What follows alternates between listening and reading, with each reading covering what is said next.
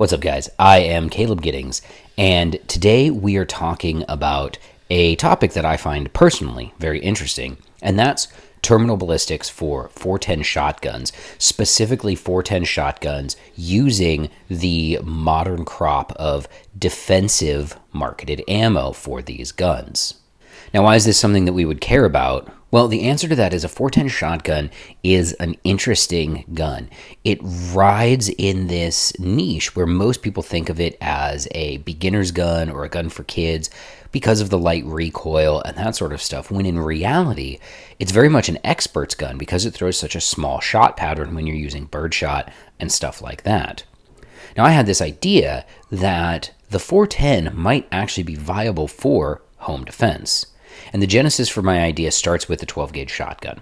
So we know that a 12-gauge shotgun firing double-aught buck is an absolutely devastating weapon to use for home defense. The multi-projectile capacity, the ability to essentially hit somebody 8 times simultaneously, like you're shooting them 8 times simultaneously with a 32, is devastating. It usually takes one trigger pull and the fight is over.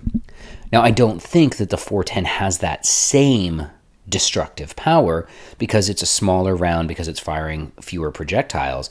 But what if you could take a 410 platform and make it viable, preserve that multi-projectile capacity, and yet give it to someone who is recoil sensitive, give it to someone who can't handle a 12 gauge either because of the weight of the weapon itself or because of the recoil?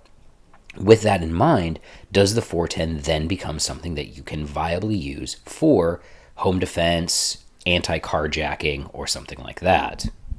The second part of this idea was the actual platform that we'll be using to fire these 410 rounds out of. And this is the Mossberg Shockwave in 410. And this really is where this starts to fascinate me because I've shot Shockwaves in 12 gauge and they're unpleasant. Similarly, I think a big 410 shotgun that's the same size as a 12 gauge doesn't make a lot of sense because it's big and heavy and sort of has all of the penalties of a 12 gauge without the advantages of a 12 gauge.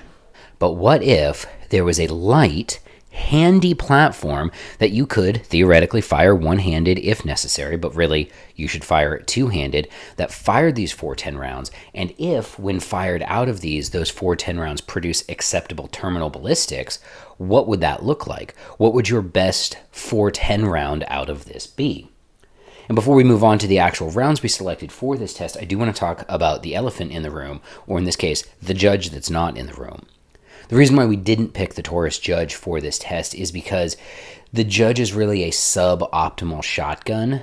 It's actually great if you want to kill pests with it, like shooting birdshot and killing snakes and little critters and stuff like that at near contact distances. But as an actual defensive tool, Buckshot doesn't pattern well out of it. It has excessive recoil and is unpleasant. And that's why we went with the Shockwave, because I think it's in that butter zone of being light and easy to use while also maximizing the terminal ballistics available from the 410 round. Now, for this test, we selected 4 different 410 loads. 2 of them are what you would consider kind of regular 410 ammo. We have the 2.5-inch Winchester triple-aught buck, and then we have the Remington Ultimate Defense, which is a 3-inch triple-aught buck. The Winchester has 3 pellets, and the Remington has 5 pellets. Triple-aught buck is bigger than double-aught buck. It's a slightly larger pellet, and it makes sense because in the narrow width of the 410 tube, you can kind of stack them all on top of each other. The other 2 rounds we selected are rounds that are sort of inspired by the judges and the governors of the firearms world, in the sense that it's a 410 round that was designed with these revolvers in mind. But what I want to know is how well it works out of a real shotgun like the Mossberg Shockwave. So the first one of those, and the one that I'm quite frankly the most curious about, is the Winchester PDX1 410 Defender. And this one's a 3-inch shell, and it fires 4 plated defense discs, which are these flat copper discs, and then it's got 16 plated BBs that go in behind that. And I wonder whether or not this will penetrate well enough, and I certainly wonder about what kind of patterns we're going to see on target with it. And then the other one that we selected is the Hornady Critical Defense.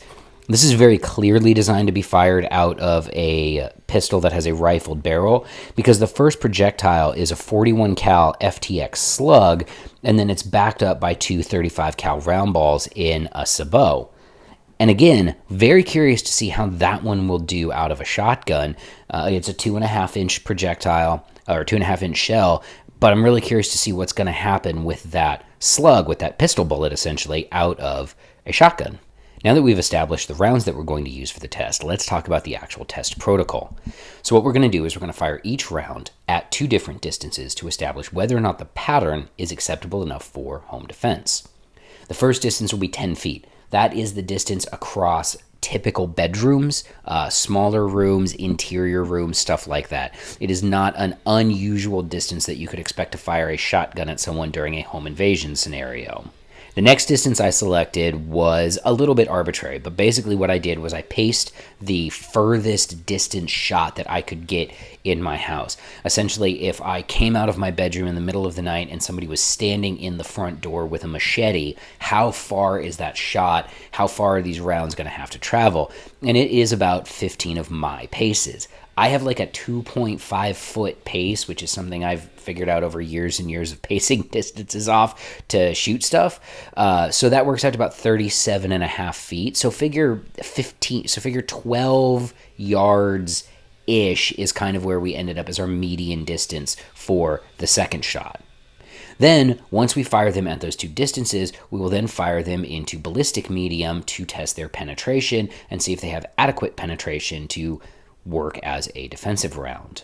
The one thing we did do as well is we used a Beretta 1301 firing Federal Flight Control Buckshot, which is basically the best shotgun on earth with the best round on earth, as our control.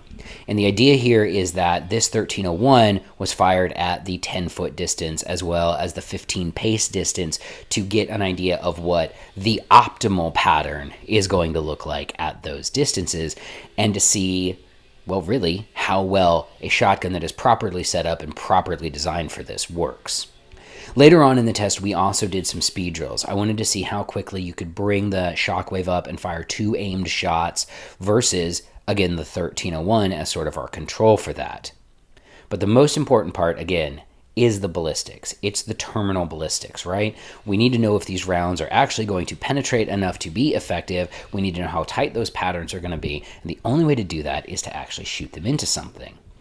And before we go on, a word about the medium that we've chosen. So I went with the Clear Ballistics synthetic gel. There's a number of reasons for that. One of those reasons is that 10% ordnance gelatin is actually kind of difficult to source, especially if you're working in a hot environment. You don't want it to melt on the line and all of that other stuff. And I understand that there are some criticisms of the Clear Ballistics product. However, one of the advantages of the Clear Ballistics product and why we've selected it is because it is nearly ubiquitous on the market. So many people have shot so many rounds into it that we actually have a good database of what bullets do when you shoot them into the Clear Ballistics medium. And by and large, bullets that perform well in traditional ordnance gel perform well in Clear Ballistics and also perform well in, well, actual shootings. One thing I did notice about this block is I fired a calibration round into it, which was a 180 grain HST 40 cal round, and it exited the 16-inch block and went about an inch into the next block behind it. So this block did exhibit a little bit of over penetration, so the rounds are going probably an inch or so further than they would in real ballistic gelatin. So we're going to bear that in mind as we go through the tests. But now we're going to go to the range, and the first thing that we're going to do is we're going to fire our control. That's our groups with the Beretta 1301 and Federal Flight Control.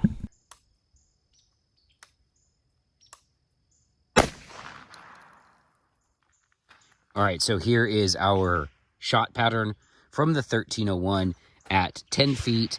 You can see all of the pellets and the wad went through the exact same hole. That would be a devastating injury.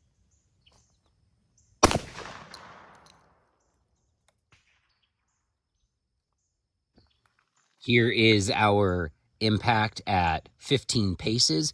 You can see we have 1, 2, 3, there's a fourth one there, and then the rest are all through the hole where the wad went. I aimed a little high on this one, but again, you're looking at a pattern at living room hallway distance that I can completely cover with my fist. So that is the gold standard for buckshot patterns. Not a lot of questions about how the Beretta performed in this situation. It was exactly what you want your shotgun to do. It puts the rounds right where you want them. The Beretta shoots such a tight pattern that you could actually take a hostage rescue shot at that 10-foot distance. Like if someone's holding your wife or girlfriend or husband hostage and they've got a head exposed, you can make that shot because it's printing a pattern that is this big. At the hallway distance, the pattern opens up. I wouldn't be comfortable with a hostage rescue shot in that situation for obvious reasons, but I would still be more than comfortable to fire that shot knowing that even if I didn't have a bullet stopping backstop behind said bad guy, because I know those rounds are going to be contained in the target, in the center mass of the target. Now, the next round that we tested was the first of the 410 rounds, and that was the 3-inch Remington Buckshot. This is a 5-pellet load, again, from a 3-inch shell. Let's take a look at that first at 10 feet and then at the hallway distance. All right, this is the pattern we got from the Remington 3-inch buck. That is a really good pattern at 10 feet. That's all the pellets just stacking right on top of each other.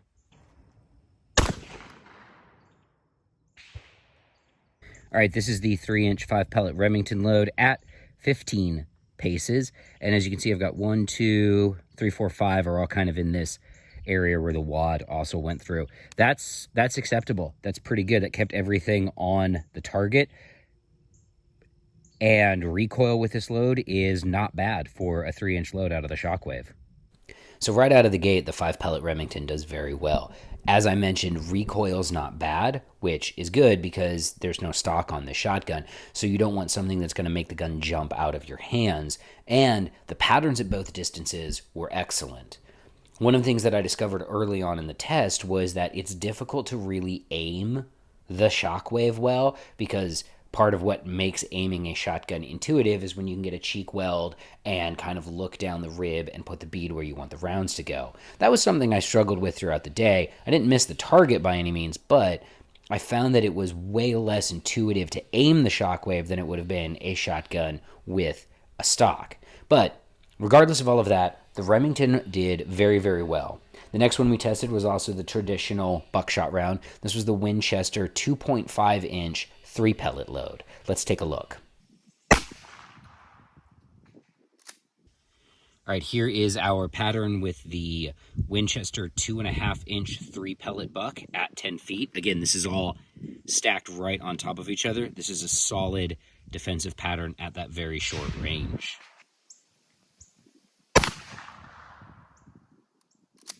Here is the Winchester 3-pellet 2.5-inch at 15 paces. I've got 1, 2, 3 hits. They're all on target. So far, this is the biggest pattern we've had, but I can still cover it with the palm of my hand. So we're going to say that's within the acceptable range for accuracy. The Winchester 3-pellet load did pretty well as well in the accuracy department. Again, at that across a room distance, phenomenal. Stacked all the pellets right on top of each other. And then at that 12-yard kind of intermediate hallway shot, you did start to see that pattern open up a little bit to the point where I would say that your max effective range for this is probably going to be about 12 to 15 yards, because then you're going to start losing pellets off of the torso. And we don't want to lose pellets off of the target because pellets that miss the target eventually hit something, and that's probably not something we want to put a round into. But I would say that accuracy-wise, the Winchester was well within the acceptable levels of accuracy that I'm looking for out of this round. Which brings us to the interesting rounds. And the first one that we're going to test is the Critical Defense.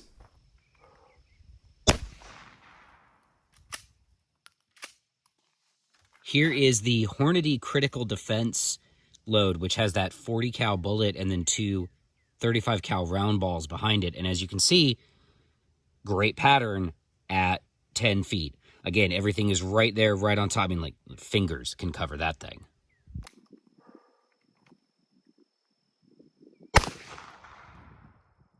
Okay, this is interesting. This is the Critical Defense at 15 paces, and you can see the two 35 cal round balls, and what I think is the wad that was carrying those round balls hit right here. And then if you look up here, this is where that 40 cal conical bullet went through, and it clearly was tumbling when it went through here. It went through this sideways, and that doesn't actually surprise me because this load was actually designed for like your Taurus Judge or your Smith & Wesson Governor, which is rifled, and it would stabilize this slug. But coming out of the unrifled barrel of the Shockwave, I think you've got some destabilization. So what we're going to do is we're going to shoot another round just to see what happens. Very similar. Here are the two 35 cal round balls. Here is where that conical went through, and again, it went through and it was destabilized. So as you can see, I mentioned this on the line, at 10 paces, totally fine. The rounds all stacked up right on top of each other. Again, really great accuracy, really nice pattern. That's kind of what I'm starting to expect to see these things produce at that very, very close range. But where the Critical Defense got interesting was at that intermediate distances, because the round isn't stabilized. Obviously, it doesn't matter for the Buckshot. They're just round balls that are whizzing through the world, right? But that conical projectile, that Critical Defense bullet, needs rifling to stabilize it. So by the time it was only 12 yards away, only 15 paces away, it's going laterally through the target. And that's why on the first one, it was way up here, and then the Buckshot were lower. There's no predictable pattern. So if you're selecting this round to shoot out of a traditional smoothbore shotgun, it's not going to throw a predictable pattern. It won't be like Federal Flight Control or something like that that throws a predictable pattern every round, because that 41 cal bullet is going to do something different every time. And that brings us to the last round, which is the PDX1 Defender with the defense discs and the BBs. And I am skeptical of this round from the get-go because, one, I don't like BBs for personal protection because they're lightweight, they don't penetrate enough, and a bunch of other stuff. But I'm also curious to see how these defense discs are going to pattern, especially at your intermediate ranges. Let's go shoot. So the Winchester PDX1 had the widest pattern of any at the 10-foot distance. You can see some of the BBs down here starting to get away from the defense discs, or whatever they call those projectiles, up here. I will say, of the rounds that we fired, it also had the heaviest recoil. It's a 3-inch, but we do have the other 3-inch Buckshot round, but that one had less felt recoil than the PDX1 Defender did.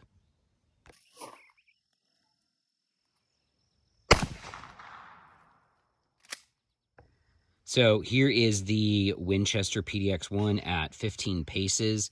You have impact from the defense disc, I think an impact from the defense disc up here, and possibly the wad. And then I count 1, 2, 3, 4, 5, 6 of the 16 BBs on target at 15 paces. So what we're going to do is we're going to tape this up. I'm going to cut the distance in half and go to like 10 paces, which is way more than 10 feet, and see if I can get all 16 of those BB projectiles on this target.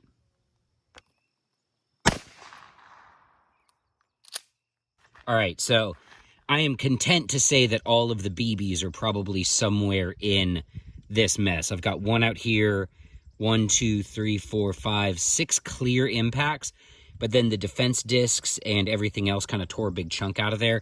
So I'm saying like 10 paces is probably going to be your effective range for this, but let's shoot it one more time. I want to go back to 12 paces just to see. All right, so at 12 paces, which one of my paces is like 2.5 feet, so that's, I don't know, you do the math. I'll do it back in the studio.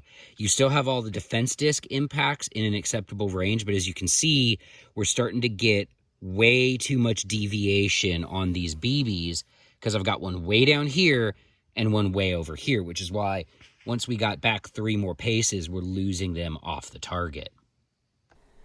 So the defense discs, in terms of pattern, again, at 10 feet inside a room, they're fine. They're great.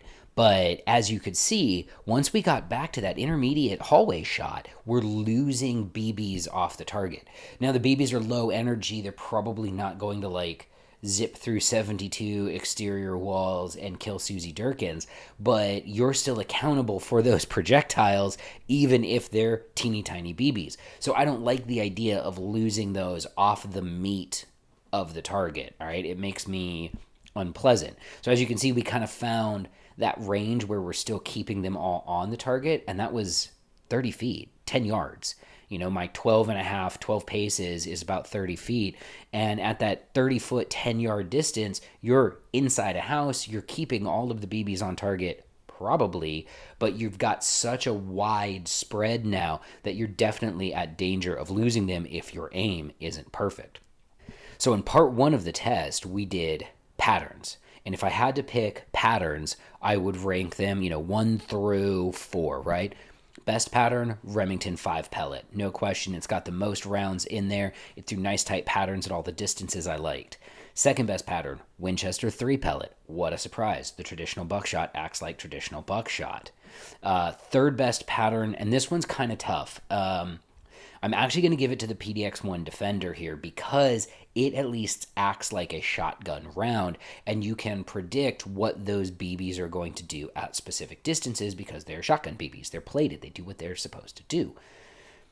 The worst pattern is going to go to the Critical Defense because from trigger pull to trigger pull, you have no idea what that Critical Defense slug is going to do. It could go here, it could go here, it could go straight. You don't know. It's exciting. And I don't want my guns to be exciting because they're not accurate. Now, we're going to move on to the ballistics test. And this is going to be fun because I like shooting guns at stuff. And now I'm going to shoot some guns at things that do stuff when you shoot them. One more note for the test. All of these rounds were fired through a clothing barrier.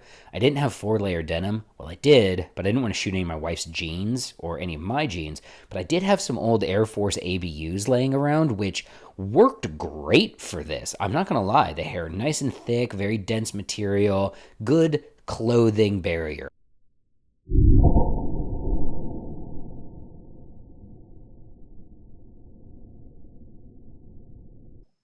Okay, so that PDX1 was actually pretty gnarly. It penetrated 15 inches in the block. It actually dragged a bunch of the BBs with it into the block. We have 2 BBs right here that have very shallow penetration. So those wouldn't really have done much in terms of catastrophic wounds. However, this is the wad and the defense discs and everything else. And at this wad, the defense discs and everything else, at that 10-foot distance, it's all still together. And you have these secondary projectiles that are breaking off from it, which is pretty gnarly. Like, those are almost coming out the back of this block, which tells me I'm going to need to put the other block out here to capture this stuff.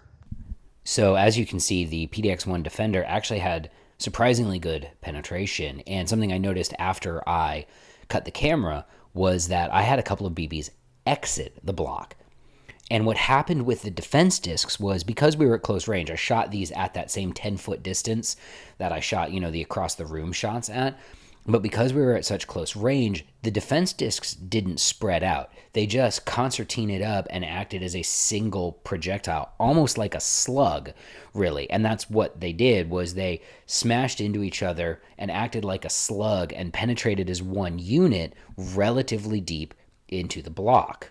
The BBs had wildly inconsistent penetration. I had several that stopped after 4 inches in the block. I had a bunch that got dragged along with the defense discs behind them, sort of in their wake almost. And as I mentioned, I had a few exit the block. So the PDX1 Defender was interesting, to say the least. The conclusion that we can draw from that is it kind of behaves like a slug at really, really close ranges. Now, after this initial test and after seeing, the stuff I'd had exit the block, I put a second block behind it, which I was very thankful for coming up on the next few rounds. The next round that we tested was the Remington 5 pellet Buckshot, the 3-inch round. Let's look at that in ballistics gel.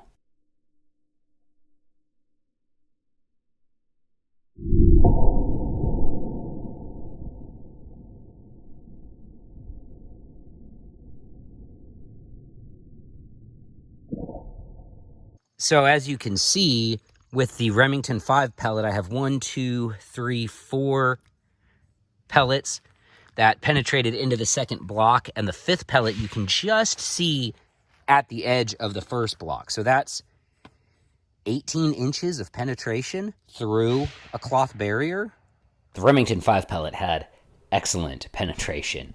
We're talking 19, 20 inches of penetration here from 4 of the 5 projectiles, with the 5th projectile just kind of stopping right at the back of that first block. And again, this block is exhibiting a little bit of signs of over-penetration, but 20 inches in the clear ballistics gel through the clothing barrier is more than adequate penetration for home defense or personal defense when you're shooting at a, person.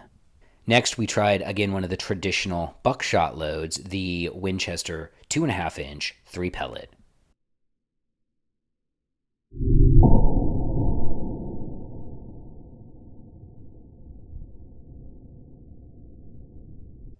Well, the Winchester 2.5-inch shell produced some interesting results. We have one pellet way over here at like 20 plus inches of penetration. Then we have another pellet that stopped here right in front of the defense discs at like 14 inches of penetration. And then we had another pellet exit the block and get caught by my old uniform. Interesting. Very interesting, right? You had one pellet go way deep into the second block. The other one penetrated like normal penetration that you would expect. And part of me wonders if it maybe didn't like hit the defense discs while it was in there, but probably not. That'd be a 1 in a million. And then the other one kind of veered and tumbled and exited the block, but it didn't exit the block. It didn't exit the first block. It actually exited the second block. So again, it's got loads of penetration. It came out the side of that block. And that was also when I noticed something interesting about the buckshot rounds, which I reconfirmed later when I was done with this part of the testing, was the 5 pellet and the 3 pellet loads were actually flattening the backs of the pellets when they hit at that close range. So at that extreme close range, at that 10-foot distance that we were shooting at, the pellets didn't have enough time to move away from each other in that stack, because they're all stacked on top of each other in a single file. So when they hit the gel, they would literally hit each other, and then they would kind of go out through the gel after kind of impacting each other and flattening each other. And every single one of these buckshot pellets that I saw that went through here was actually tumbling instead of rolling, because it had a flat end on it versus being a nice smooth round ball. Later on in the test, for comparison, I shot Federal Flight Control into the gel block, and because Flight Control's plated, even at that distance, the pellets didn't flatten out like they did with the lead pellets from the 410 rounds. But now, let's test the last one of these, and that's the Hornady Critical Defense. And I flipped the block around so we could see what this one does, because I was super curious what would happen to that critical defense bullet. Is it going to expand? Let's find out.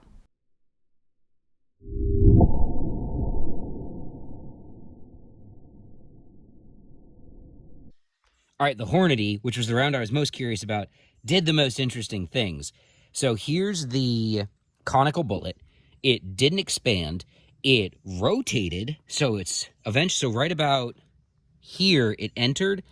Here it yawed, and then it was traveling backwards the whole way for about 12, 14 inches of penetration. The other 2 rounds, you can clearly see, went all the way through this block, exited into the second block. This one right here traced all the way in here and stopped right about there in the second block. So the conical penetrated kind of what you want, and then the buckshot rounds that were stacked behind it over-penetrated like everything else we've seen today. Like I said, the critical defense was interesting. The conical round didn't expand, but it rotated, and the buckshot acted like all of the other buckshot that we've tested, where it just goes and just sails on through the block. Now, the last part of the test is I just did some speed drills. I wanted to see again how quickly I could get this gun up, get it on target, get 2 aimed shots. And then I compared that to how fast I could do it with the Beretta 1301. Both times I started with the guns cruiser ready. So that's with an empty chamber, off safe. So with the Shockwave, I had to pump it. And with the Beretta, I had to rack around it. And let's just go see which one's faster.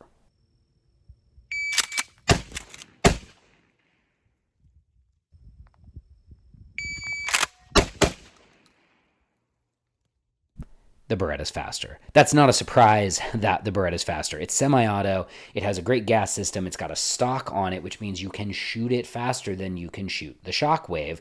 So, yeah, of course, that was always going to be faster. That was kind of a throwaway test because I wanted to burn some ammo. It's time to draw some conclusions from all of this data that we've gathered. So, what have we learned today? All right, we'll start with what we set out to test. Is the 410 fired from the Mossberg Shockwave viable for home defense? Yes. Yes, it is. At realistic home defense distances, the rounds pattern tight enough, some of the rounds pattern tight enough that you can expect to keep all of your pellets on the target, presuming you successfully aim the gun. This also did point out that you need to aim shotguns. This is not just fill the hallway with lead or something like that. At 10 feet to 30 feet, you have to aim this thing because it's going to throw the pellets in a palm-sized pattern, all right? You got to aim your shotgun. The next thing that we kind of learned is the Mossberg Shockwave itself viable as a home defense gun? And yes, it is, but it certainly has some limb facts that come with it. So obviously the problem with the Shockwave is it's not as mobile as a handgun, it's not as agile as a handgun, and it's not as easy to shoot as a proper shotgun with a stock or a carbine with a stock. But let's talk about the roles that we could get it into. And I actually really love the idea of this as a truck gun, as like a gun that you put on an ATV for riding around the backcountry, or, as Daryl Bolke has said, as an anti-carjacking gun. Keeping this in your vehicle if you're riding through a super high crime area, that's actually a super viable application for this. And yes, I think it is viable for home defense, but I think it's in such a tight niche that it wouldn't be my first choice, and it certainly wouldn't be my second choice. But if you select it for home defense, now let's pick which one of these rounds I like the best. In the competition for the best 410 round for home defense when fired from a Mossberg Shockwave, I know, very specific, we're going to start with the one that I think is the worst, and we're going to go all of the way up to the one that I think is the best. And as much as I love Hornady, and I love their critical duty products, and I love most of their products, in this instance, they are in dead last place at number 4. And the reason for that is because the slug doesn't stabilize out of the smooth barrel. It's not a bad round. I'm sure with Hornady's typical quality control and attention to detail, it's a super reliable round. In fact, after I did the testing, I shot a bunch of them. They all ran great. They cycled just fine. It was super fun. But the round doesn't stabilize. And because it doesn't stabilize, you cannot rely on it for self-defense because you don't know what it's going to do. And on any given trigger pull, it might go, like I've said, it might go up here, it might go down there. You don't know. And that's not okay. Which brings us to number 3. Number 3, the PDX1. I was actually pretty impressed. I think at close ranges, those defense discs, because they bunch up and act like a slug, that's going to be where you're getting the vast majority of your terminal ballistics. I wish I had a big, 8x12 sheet of ballistics gel that I could shoot those things into to see what effect I get on ballistics gel at a more extended range. I think that would be very, very informative to see what those defense discs do there. But at home distances, at the kind of distances you would encounter across a room or a living room, it does just fine. The BBs are not really important. They're not really doing anything. They're just sort of along for the ride. But the defense discs bunch up and act like a slug. But with that being said, if you want to shoot something with a 40 caliber slug, you might as well just get a 40 cal, like a carbine, PCC in 40, or a good handgun in 40. And that's also a knock on the critical defense. And so that brings us to my number 2 choice. And my number 2 choice is the 2.5 inch Winchester 3-pellet buck. It had excellent penetration, and it had a slightly wider than I would super duper like pattern at that, hallway distance, but extremely mild recoil. You can go 5 in the tube plus 1 in the chamber if you want to run, a full 6 shots of it, and they very clearly have enough penetration. My concern with them is that I don't know if 3 pellets is enough to achieve that sort of one-shot efficacy that you get from a 12 gauge. I think that if you shot a home invader with this round, you would probably have to shoot them 2 or 3 times. Which brings us to the round that I like the best. The round that I would put in this gun, if I was going to use it for home defense, for personal protection, would be that 3-inch 5-pellet Remington round. And it had the best pattern they all had the same pattern at 10 feet. That was immaterial. It had the best pattern at that hallway shot, that intermediate, 15 pace, whatever, 37.5 feet shot. And it obviously had fantastic penetration. So it has more than enough penetration to actually get the job done. And because it's tossing a 35 cal round ball, it's kind of like shooting somebody simultaneously 5 times with a 32 ACP. And that seems like that would be pretty effective from a terminal ballistics standpoint. So, the 410, viable for home defense. Load selection is going to be critical here. I think if I can draw some final broad conclusions from this, if you are picking a 410 for home defense, I would stick with traditional buckshot. That would be my goal. I wouldn't use slugs because if you're going to shoot something with a 40 cal slug, like I said earlier, you're better off just getting a 40 cal pistol or 40 cal PCC and using federal HSTs because those things are awesome. But based on what we saw today, based on patterns, based on terminal ballistics, I would feel perfectly comfortable using this Mossberg Shockwave loaded with some of the rounds that we've talked about today for home defense. It wouldn't be my first choice because I think, again, you're better off using something like a traditional shotgun with a stock or a handgun if you want light and mobile, but that doesn't mean it couldn't be used for it. I'm Caleb Giddings. Thanks for watching.